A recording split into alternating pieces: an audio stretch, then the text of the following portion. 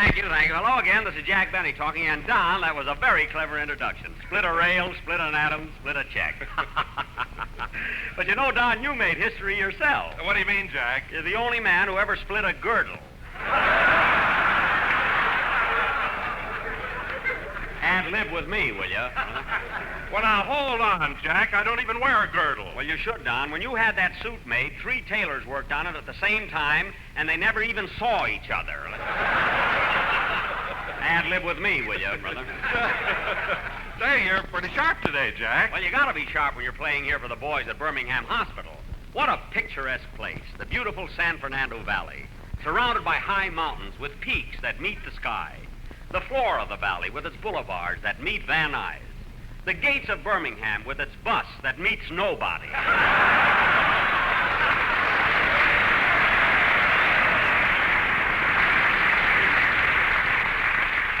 The fertile soil... Wait a minute, Jack. I thought the bus service out here was excellent. Excellent. Don, a soldier in Hollywood had the 7-year itch.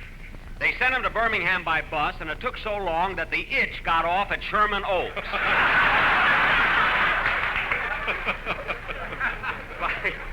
By the time he... Oh, hello, Mary. Hello, Jack. Hiya, fellas.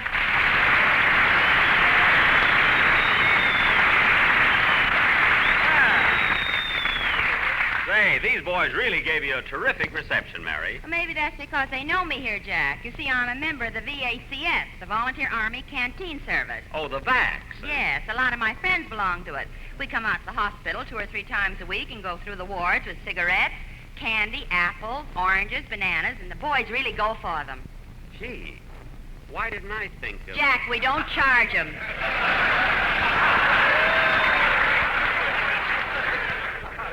Oh, well, anyway, I didn't mean that.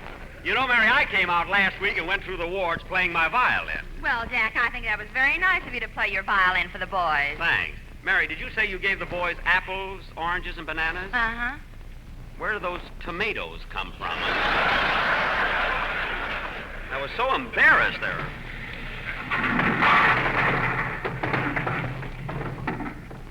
What's that? That's some of the boys bowling. You know, Jack, the patients here made all the equipment themselves.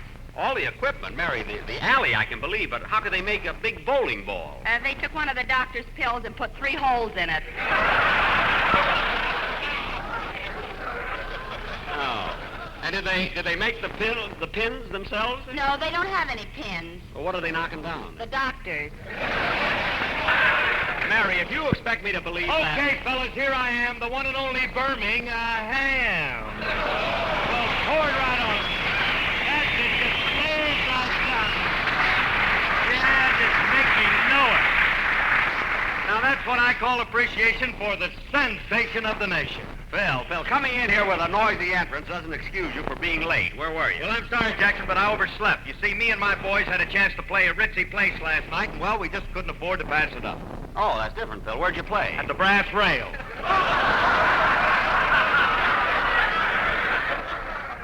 The Brass Rail. Phil, your band has 18 men. I mean, how could a place like that afford to pay you? Well, they gave us a pretty good deal, $15 and all we could drink.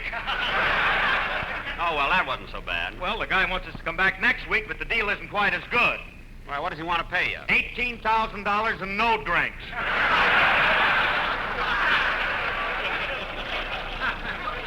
Well, the guy's got to protect himself, you know. Anyway, Phil, you ought to be ashamed of yourself only making those kind of deals. What do you mean? Last week we were offered $200 and all we could drink, and we turned it down. Where'd they want you to play? At Ador. Ador? Phil, that's a dairy. Hey, Jackson. Why in the world? Hey, What? Jackson, wait a minute. Ain't you going to ask me what kind of music we play at a dairy? No. Well, then I'll tell you anyway. A cow, a boogie. Oh, Harris, you got to stop eating that alfalfa, kid. Phil, oh, brother. Phil, you ought to be ashamed of yourself. Say, Jack, you mind if I say something? Don, everybody knows that Lucky Strike means fine tobacco. Oh, I don't mean that, Jack, but talking about dairies reminded me that they've developed a process whereby they make clothing out of milk. Well, what will them cows think of next? Quiet, Phil. Say, Mary, didn't you tell me you had a dress made out of milk? Yes, Jack, it's called Aerolac. Well, why didn't you wear it today? I couldn't. I wore it last night to the Palladium. A soldier asked me to jitterbug, and you'll never guess what happened. What? He whirled me around the floor once, and my dress turned to butter. Butter? Oh, my goodness. Well, what did the soldier do? Nothing. He gave me 8 points and took me home.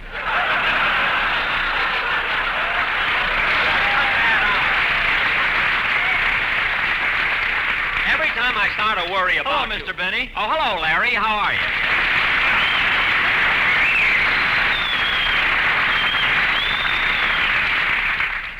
Say, Larry, what's that you've got in your hand there? Oh, it's a fan letter. I just received it this morning. Well, you're going places. Come on, kid, don't be modest. Read your fan letter to us. Okay. Dear Mr. Stevens, please send check for the fan you bought last summer. Larry, just sing your song. If he comes in there next week with a washing machine letter, I'll hit him right on the head with it.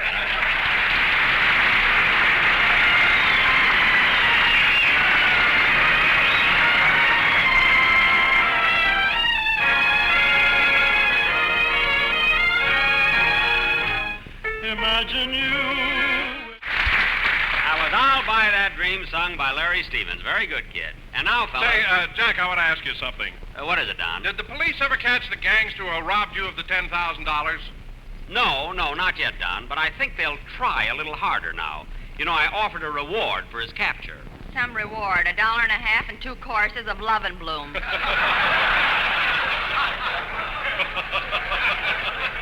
Mary, don't be ridiculous. Ha No, really, I offered him more than that. I know, but who wants a lock of your hair?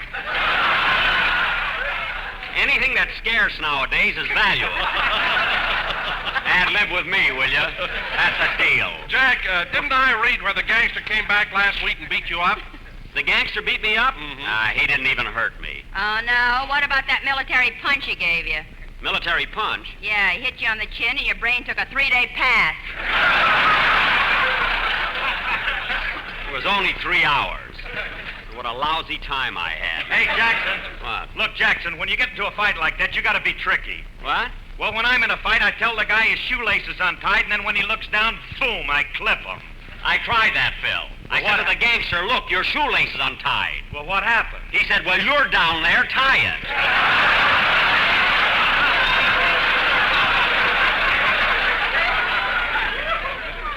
He went boom yet.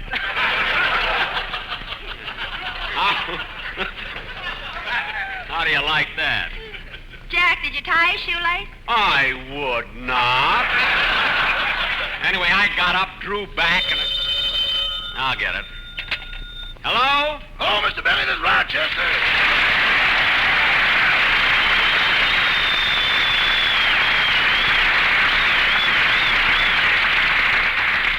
Where are you, Rochester? I'm home, and I called to tell you that the gangster who robbed you was just here.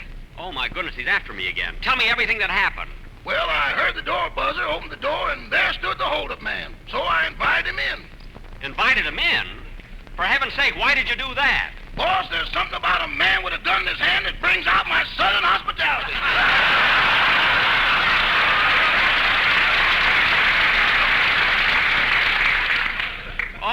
Oh, he had a gun. With 12 notches. 12 notches. Rochester, why didn't you grab it and capture him? I'm superstitious. I didn't want to be that 13th notch.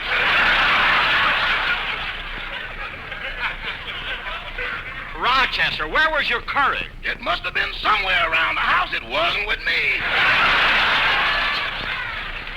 You know, Rochester, I hate to think of you being a coward. Yeah, depressing, ain't it?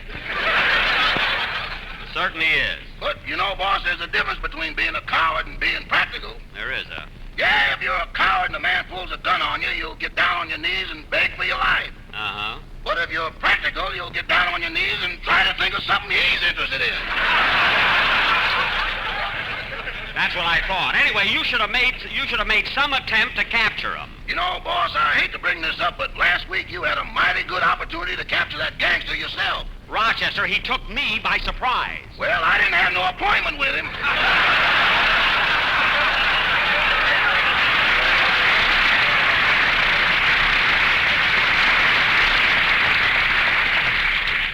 Well, there's no use talking about it anymore. I'll see you when I get home. Okay, by the way, has Joe Lewis gotten there yet? Joe Lewis? You mean he's coming out here to Birmingham Hospital? Uh-huh. Last week you convinced him that he was a comedian, so he's coming out there and make the boys laugh. But Rochester, Joe Lewis is not a comedian. I think he'll be all right, boss. I gave him a good joke. You did? Yeah, you know the one you told me yesterday about the traveling salesman. Rochester, don't you know you can't tell a joke like that on the radio? I know it, but Joe doesn't.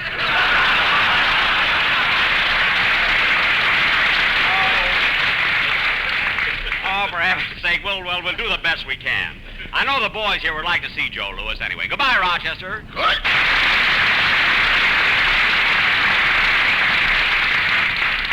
Everything backfires. I tried to get Joe Lewis as a bodyguard, now he wants to be a comedian. All right, Phil, it's time for a band number. Let's have it. Okay, boys, come on, hit it. Well, a root, two, ta-da. Phil, wait a minute. What is that? A root, two.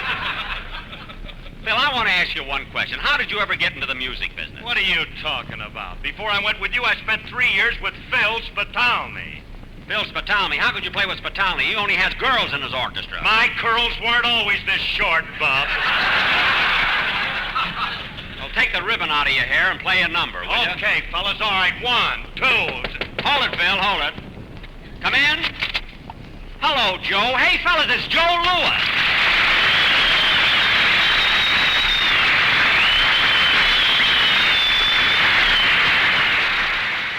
Chester told me you were coming up here to be a comedian, make the boys laugh. Do you think you can do it? Oh, sure. You know I used to be in the Army. Yes, I know. I was a sergeant. A sergeant in the Army? Yeah, a sergeant is the rank between a private and a general. Oh, well, what about majors and colonels? They're mixed up in there someplace.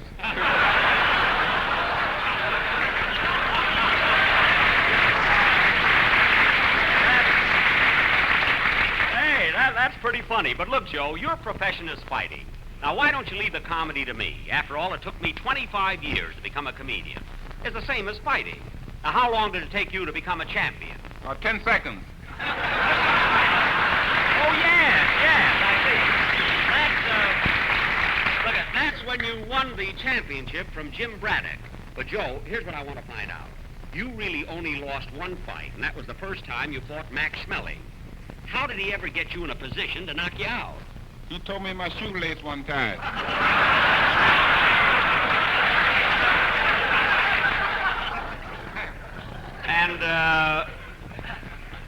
And you fell for that? I fell for something.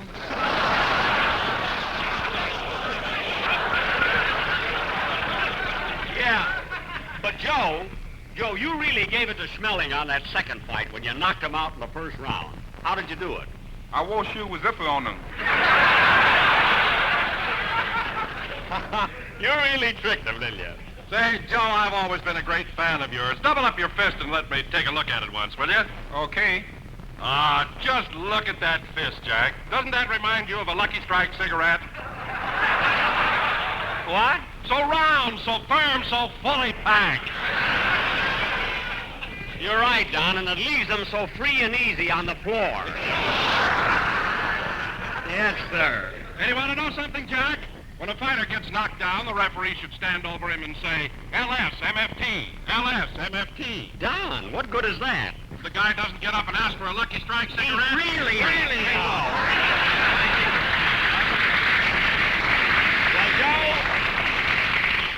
Joe, it was certainly nice of you to drop in, and I'll see you right after the broadcast. Just a minute. I come here to be a comedian. I want to tell a joke. A joke? Well, all right, go ahead. Okay, tell me, Mr. Bennett, who was that lady I saw you with last night? Oh, no, not that old one. I'm not going to go along with that. Try it on somebody else. Okay. Oh, Miss Livingston, Yes, Joe? who was that lady I saw you with last night? There was no lady. That was Jack Benny's. All roads walk that way.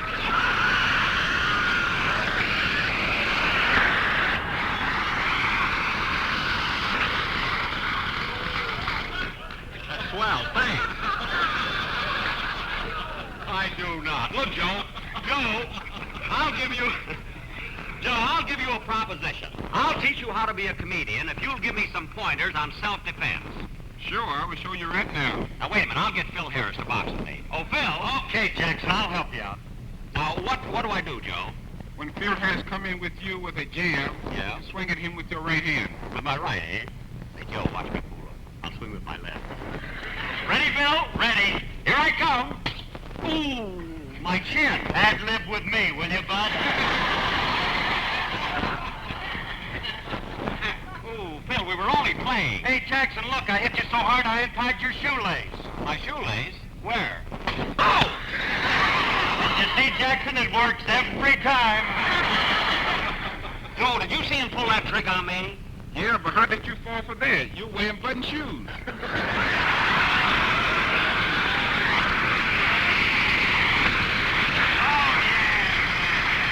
on, Joe, I want some more instruction.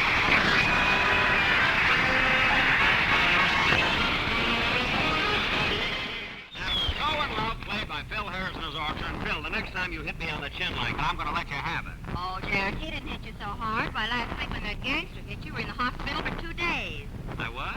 Gee, I didn't know that, Jack. Tell me about it. Oh, Don, it was nothing. I'll tell you about it, Don. Mary, she doesn't want to hear about it. After the gangster knocked Jack out and left him on the floor, we shoveled him up and took him to the hospital.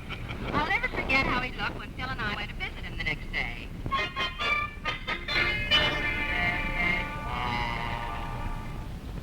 How do you feel now, Jack? Well, my face feels kind of swollen, out of shape, and it's so sensitive when I touch it.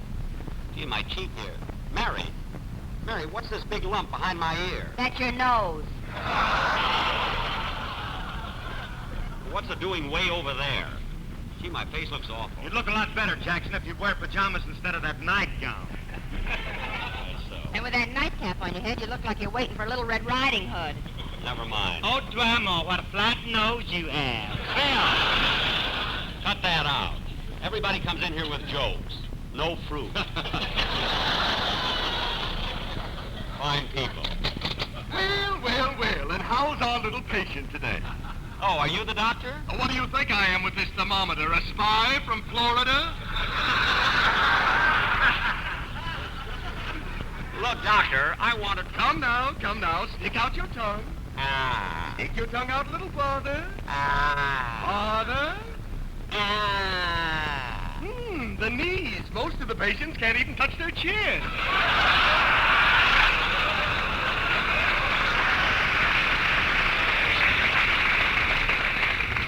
Doctor, will you Mr. please... Benny, you can put your tongue in again.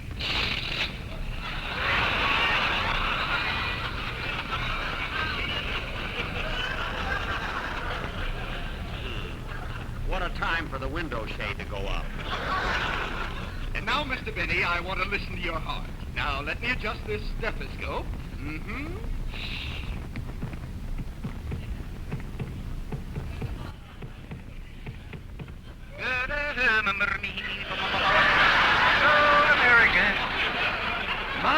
My, Mr. Benny, you must have a rigid contract.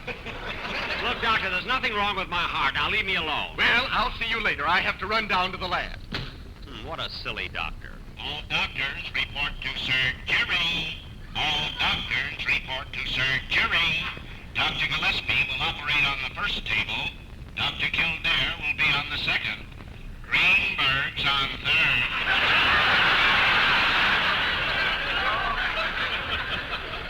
Somebody ought to tell him the game's over. I gotta get out of this place before anything else happens. All right, everybody out. We must have a little privacy here. The patient's gone through a great ordeal. We'll leave in a minute, nurse. And now, look what I've got. And it's all yours.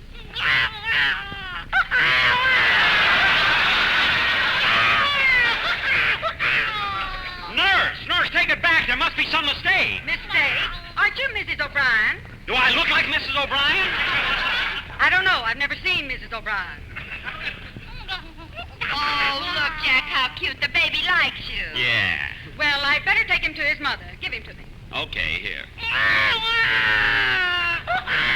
But, baby, honestly, I'm not your mother. I'm not even your father.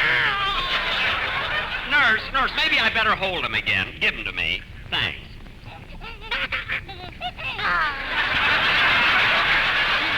Aha. nice little fella there.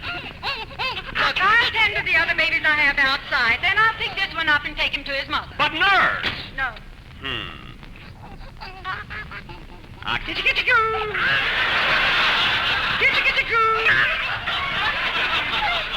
Gosh, Phil, doesn't Jack look cute that way? Yeah, but I still like Alice better. Kitty-kitty-kitty-goo! Kitty-goo! Oh, look, the baby's falling asleep.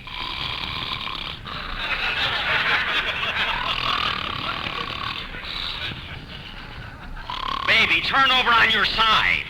I wish the nurse would take him and get him. Well, here I am again. Look, doctor. Now, you have nothing to worry about. I just got your test back from the laboratory, and it shows Well, I diagnosed your case all wrong.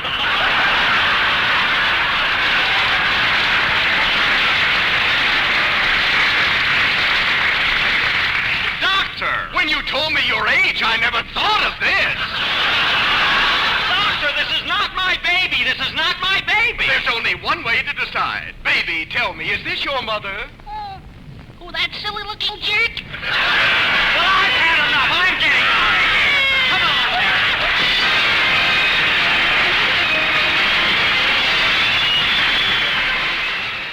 Hospital, and I'm glad that the boys who couldn't be here in the auditorium could hear our show over their bedside network. I also want to thank Joe Lewis for being with us on these past two programs. By the way, Joe, I think I've got the idea of self-defense now. You have? Yeah, watch, I'll show you. Oh, Larry Stevens. Yes, Mr. Benny? Come here a minute. Now, put up your fist. Like this? Yes. Hey, Larry, your shoelace is untied. Where? Right there. Well, that's all right. I have to take them off tonight anyway. What a lousy sport he is. Good night, folks.